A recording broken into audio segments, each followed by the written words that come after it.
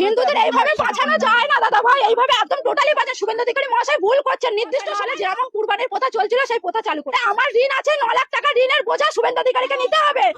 ভারতের পশ্চিমবঙ্গের বিভিন্ন রাজ্যে কুরবানির ঈদ সামনে রেখে চরম সংকটে পড়েছেন গবাদি পশুর খামারিরা। গরু বিক্রি ও জবাই সংক্রান্ত নতুন সরকারি বিধি নিষেধের কারণে স্থানীয় পশুর বাজারে কার্যত স্থবিরতা নেমে এসেছে।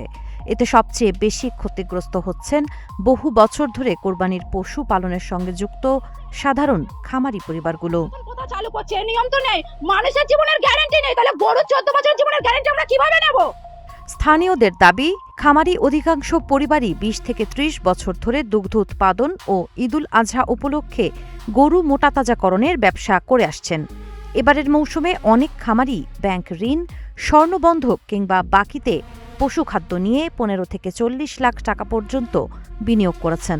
কিন্তু নতুন নিয়ম কার্যকর হওয়ার পর থেকে পাইকার ও ক্রেতারা খামারে আসা বন্ধ করে দিয়েছেন। এমনকি যারা আগাম টাকা দিয়ে গরু বুকিং করেছিলেন তারাও এখন টাকা ফেরত চাইছেন। খামারিদের অভিযোগ, নতুন নিয়ম অনুযায়ী নির্দিষ্ট বয়সের নিচে কোনো গরু বিক্রি বা জবাই করা যাবে না এবং এজন্য পশুর জন্ম সংক্রান্ত নথি দেখাতে হবে।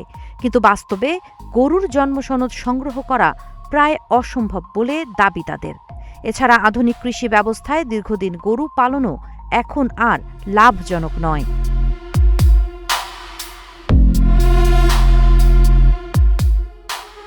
আর্থিক সংকটের কারণে পশুখাদ্য কেনাও কঠিন হয়ে পড়েছে।